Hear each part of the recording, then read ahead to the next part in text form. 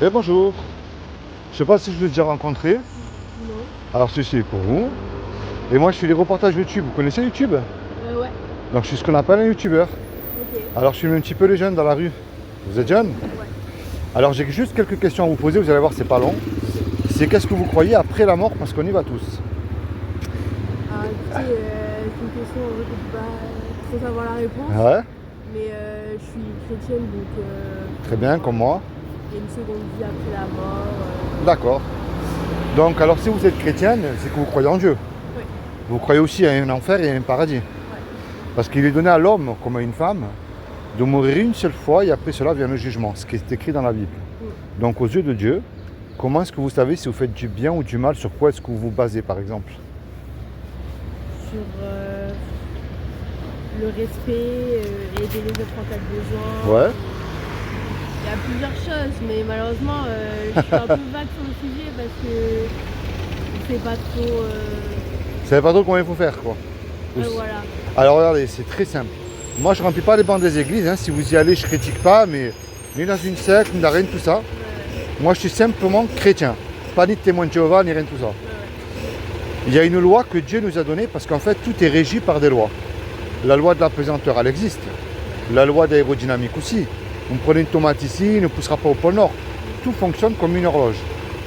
Et puis tous les deux, que vous le vouliez ou pas, Dieu a gravé une loi dans notre cœur qui est les 10 commandements. Et cette loi, en fait, elle définit à ses yeux si on est quelqu'un de bien ou pas. Et vous allez voir, je ne vous juge absolument pas du tout. J'ai cassé les 10. Si en avait 11e, je l'aurais cassé aussi. Et elle montre aussi qu'on ne peut pas se juger même si on ne se connaît pas, vous et moi. Vous allez voir. Il y a un commandement qui dit tu ne mentiras point. Est-ce que vous avez déjà menti? Comment on appelle quelqu'un qui a menti? Très bien. Il y en a un autre qui dit tu ne voleras point. Est-ce que ça vous est déjà arrivé de prendre quelque chose qui n'était pas à vous, mais peu importe la valeur, hein? Mes copines. Ouais, moi aussi, hein. Comment on appelle quelqu'un qui fait ça? Voilà. Il y en a un qui dit tu honoreras toujours tes parents. De toute façon, il y a un piège. Est-ce que vous êtes sûr que depuis que vous êtes né, vous avez toujours honoré vos parents? Ah, moi non plus, hein. Je les ai pratiquement jamais obéis. Je pense à l'adolescence aussi, ça a été compliqué aussi. Il y en a un qui dit tu mettras toujours Dieu en premier sur une feuille, vous inquiétez pas. Ça va. Toujours Dieu en premier dans votre cœur. Est-ce que vous avez toujours mis Dieu en premier? Moi non plus. Et un dernier, un commandement qui dit tu ne commettras pas d'adultère. Mais Jésus a dit quiconque a regardé un homme ou une femme avec un désir charnel, on a déjà commis un adultère dans notre cœur. Est-ce que ça vous est déjà arrivé aussi? Oui. Ben oui, tout le monde, hein. Alors on va rester sur la loi là pour l'instant. Si Dieu est juste, et il est juste, parce qu'on me dit souvent que Dieu est amour, bien sûr. Mais s'il est amour, il est obligé d'appliquer sa justice parce qu'il n'est pas Dieu sinon. Est-ce qu'à ses yeux là, sur cette loi, vous êtes coupable ou innocente d'après vous? Parce que c'est vous qui l'avez dit comme moi, hein. Qui est menteur, voleur, adultère de cœur, mais moi pareil, hein. Et là c'est l'enfer ou le paradis d'après vous? Voilà. Difficile, hein, à répondre. Ouais. Là c'est pas comme si qu'on fait 20 ans de prison et après on sort, hein. Ah oui, bah oui. Ok. Là c'est éternel. Mais vous voyez, ça c'est la mauvaise nouvelle. C'est ce qu'on mérite tous. C'est le diagnostic si vous préférez. Parce que, trouvez-moi là quelqu'un, n'importe qui, hein, même le religieux des religieux, hein, l'imam, le pape, le rabbin, que vous voulez, qui pourrait dire Seigneur, moi tu me dois absolument le paradis, mais j'ai accompli les 10 commandements, moi. Ouais. Ça n'existe pas. En personne. Bien sûr. Impossible. Ben oui. Et de nos propres forces, on ne peut pas l'accomplir. Mais il y a quand même une bonne nouvelle, et moi c'est ça que je vous amène de bon matin. Vous m'avez dit que vous étiez chrétienne. Est-ce que vous savez ce que Dieu a fait pour vous il y a un peu plus de 2000 ans maintenant? Pour vous éviter justement d'y aller en enfer. Vous savez pas? Non. Est-ce que vous voulez savoir? Allez. Alors je vais vous le dire, comme ça vous le saurez. Il y a 2000 ans, ce qui est impossible aux hommes ne l'est pas à Dieu. Dieu peut faire ce qu'il veut. Montrez-moi quelque chose qui serait impossible à Dieu. À dire? À Dieu. Ah. Montrez-moi quelque chose qui est impossible à lui. Il n'y a rien. Il est tout puissant. Il peut faire ce qu'il veut. Ouais. Ben, c'est ce qu'il a fait il y a 2000 ans. Il s'est habillé d'un corps, justement. Il a pris nos formes humaines, qui est Jésus. Et je parle du vrai qui existait, parce que tout le monde a le sien aujourd'hui, hein. Moi, je parle de Jésus de la Bible, le vrai qui a existé. Et il a dit, quiconque croit, il n'a pas dit de faire, il a dit de croire, que Jésus est le Fils de Dieu, qu'il est ressuscité du royaume des morts le 3e jour, ben, il aura la vie éternelle à mes côtés. Vous voyez? Mais le problème de croire, c'est bien, mais ça ne suffit pas. Parce que les démons aussi, ils y croient. Et ils tremblent. On va dire de ce côté-là, ils sont beaucoup plus humbles que nous. Alors moi, la clé que je vous amène demain matin, je ne suis pas mieux que vous, elle est loin de là. Et je vous le dis avec amour, c'est la repentance. C'est-à-dire que vous vous repentez de vos péchés, là toute seule, assise sur votre banc, hein, et vous parlez à Dieu et avec foi. Parce que c'est la foi qui déclenche tout, vous voyez. Croire, c'est bien. Les démons, ils y croient, mais c'est la foi. Et c'est-à-dire que dès aujourd'hui, vous décidez de suivre Jésus, mais sincèrement. C'est comme si que tous les deux, je sais pas, on va braquer la caisse du restaurant qui est derrière et puis on se fait serrer. Et on passe devant le tribunal. Puis le juge, il nous dit à tous les deux, je vous laisse le choix là. Vous me donnez 1 million d'euros de caution, ou vous partez tous les deux 30 ans en prison. On n'a pas l'argent parce qu'on s'est fait serrer. Et vous, comme moi, malheureusement, on ne peut pas revenir en arrière et effacer le mal qu'on a fait. Et on ne peut pas dire au juge, monsieur le juge, sur la vie de ma mère, je ne recommence plus, vous êtes bon, miséricordieux, laissez-moi partir. Ça ne marche pas, ça. Le juge, il va nous dire, c'est vrai que je suis bon, miséricordieux. Mais vous me payez la caution, vous partez tout de suite en prison. On se regarde tous les deux, on ne sait plus quoi faire. Et puis il arrive tout à coup un homme dans la salle qu'on ne connaît pas. Et cet homme-là, il ne nous connaît pas, mais par amour pour nous, et décide de payer la caution. Puisque la caution, elle a été payée. Le juge, il est satisfait, il nous libère. Mais imaginez-vous le film là tout de suite. Cet homme-là qui a payé la caution. Et maintenant, il se présente en retour devant vous. Qu'est-ce que vous allez lui dire à cet homme, sincèrement?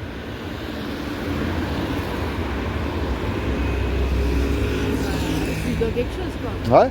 Vous allez lui dire merci déjà, ce qui est normal. Et si vous demandez un service, j'imagine bien que vous allez lui rendre aussi. Est-ce que vous voyez c'est quoi l'image que je viens de vous donner là? Il faut toujours rendre l'appareil ou des trucs comme ça, non? Non. C'est ce que Jésus a fait pour vous il y a 2000 ans. Ah. Quand Jésus est mort à la croix, en fait, il est mort pour vos péchés, les miens. Et ce qu'il vous demande aujourd'hui, ce n'est pas une religion. La religion, c'est les hommes pour dominer sur les autres hommes. Et peu importe laquelle de religion. Mais Dieu n'est pas religieux, je peux vous le prouver tout de suite. Depuis que vous êtes né, vous, il n'y en a qu'une comme vous. Depuis que l'être humain existe et qui a existé aussi. Il n'y en aura jamais deux comme vous. On ne se connaît pas, mais vous avez peut-être subi, vous, des injustices que je n'ai pas subies. Vous avez eu, vous, des tristesses que je n'ai pas eues. Puis des joies aussi que je n'ai pas eues. Et vice-versa. Vous voyez, c'est quoi? Ça montre que Dieu n'est pas religieux, mais qu'il veut une relation personnelle avec vous. Parce que vous le vouliez ou pas, un jour ou l'autre, ça s'arrête, vous allez mourir. Mais la grande question, où est-ce que je vais passer l'éternité? Est-ce que je suis réconcilié avec Dieu? Est-ce que je mets en pratique ce que Jésus me demande de mettre en pratique dans sa parole? Je prends le mensonge, c'est plus simple.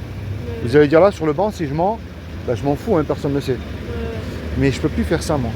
Il est mort à la croix à cause de moi, à cause des mensonges que je faisais avant. Et il m'accorde le paradis gratuitement. Mais je serais folle alors de continuer à mentir. Vous voyez? Alors peu importe ce que ça me coûte, je décide de le suivre. Et dès aujourd'hui, je jette à la poubelle tout ce que Dieu a en horreur. Et je mets en pratique dans ma vie tout ce que Dieu me demande de mettre en pratique. Vous voyez, c'est ça. Pas comme les hypocrites hein, qui chantent dimanche Alléluia à l'église et lundi, mardi, ils ont oublié qu'ils chantent. Est-ce que vous avez déjà lu la Bible? Plus jeune. Plus jeune, d'accord. Alors, est-ce que vous savez pourquoi la Bible n'est pas, je sais pas, le livre du Coran, le livre des bouddhistes? Est-ce que vous savez pourquoi la Bible? Alors la Bible, c'est pas un livre religieux, pas du tout. Des fois, on ne veut pas la lire à cause de mauvaises personnes qui s'en servent. Je peux comprendre. C'est fait ce que je dis, mais pas ce que je fais en fait. Ouais. On est d'accord. Mais la Bible, c'est un livre historique que vous allez retrouver à travers l'histoire et l'archéologie. L'archéologie est une science. Prendre quand même Abraham, Noé, Moïse, tous ces prophètes-là, ils ont existé, on ne peut pas le nier non plus. Mais ce qu'il n'y a dans aucun livre religieux, et je me dis bien le point religieux, c'est des prophéties accomplies à la lettre. Vous avez dans l'Ancien Testament la chute de l'Irak et de Saddam Hussein. Vous voyez, c'est pas je crois parce qu'on me dit de croire. Moi je crois avec des faits. Alors si aujourd'hui il y aurait eu une seule fausse prophétie, alors là tout le château de cartes tomberait.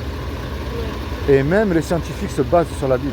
Il y a des prophéties qui se sont accomplies, qu'on peut prouver, et il y en a encore d'autres qui s'accomplissent. Vous voyez? Et moi c'est ça que je vous emmène. Je laisse passer le camion. C'est ça que je vous amène, c'est le Jésus de la Bible, celui qui est vivant, qui va revenir. Mais moi, je vous encourage à la lire, la Bible. Quand vous allez l'ouvrir, vous allez dire, mais c'est fou, c'est pour moi ce verset. Puis moi, ça sera différent aussi. Vous voyez? Est-ce que vous avez une Bible à vous personnelle à la maison? Non. Ben, je vais faire cadeau d'une Bible, comme ça vous l'aurez. Vous n'avez rien à me donner, je vous en donne une, c'est cadeau. Non, c'est bon. Ben oui, je vais ça dans la rue, moi. Ah ouais? Eh ben oui, vous n'avez rien à me donner, hein, je vous rassure, c'est gratuit. Hein. L'évangile est gratuit. Hein. On l'en vend, mais moi, je la donne gratuit. Allez, je vous la donne, comme ça vous l'aurez. Ben oui. Et vous faites ça tous les jours? Tous les jours. Ouais. Eh ben oui. Je vais vous expliquer pourquoi tous les jours, regardez bien. Là, il y a, dans l'évangile de Marc, voilà, c'est là. Vous voyez, bon, je vous ai dit au début, si vous êtes dans une église, pardon, je ne critique pas. Oui, Mais c'est pas ça. Jésus nous a pas dit de rentrer, il nous a dit d'aller. Regardez ce qu'il y a écrit là. Et puis il leur dit, allez dans le monde entier, proclamer la bonne nouvelle à toute la création. Celui qui croira et qui sera baptisé sera sauvé, mais celui qui ne croit pas sera condamné. Alors le baptême, c'est pas le baptême catholique, hein. C'est, moi j'ai été baptisé là à la plage. Ça c'est pour vous, c'est cadeau. Merci à toi, c'est très gentil. Parce que le baptême catholique n'est pas biblique. Les prières à Marie non plus. Parce que vous verrez que dans la Bible, Jésus nous a jamais demandé de prier Marie. Mais moi, on m'a pas demandé l'autorisation quand j'étais gamin. Hein, donc j'imagine bien que vous aussi, je pense que c'est pareil. Ouais. C'est une, bon, pas une tradition française, mais bon. Le vrai baptême, c'est que vous vous repentez de vos péchés avec foi. Vous trouvez, je sais pas moi, un pasteur ou des chrétiens fidèles, vous baptisent là.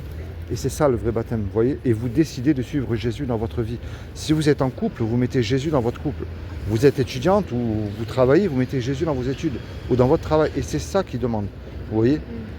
Je néglige pas aujourd'hui, quelqu'un peut venir vous parler, quelqu'un peut-être a prié pour vous. Mais un jour ou l'autre, sérieusement, et ça il faut le prendre en compte, c'est qu'on va mourir. Et le seul qui peut vous sauver, parce que vous serez jugé, vous comme moi. Ici, si vous faites une connerie, il faut un avocat pour vous défendre. Ouais. Eh ben, il y aura le diable aussi pour vous accuser, mais il va dire hop, stop. C'est comment votre prénom?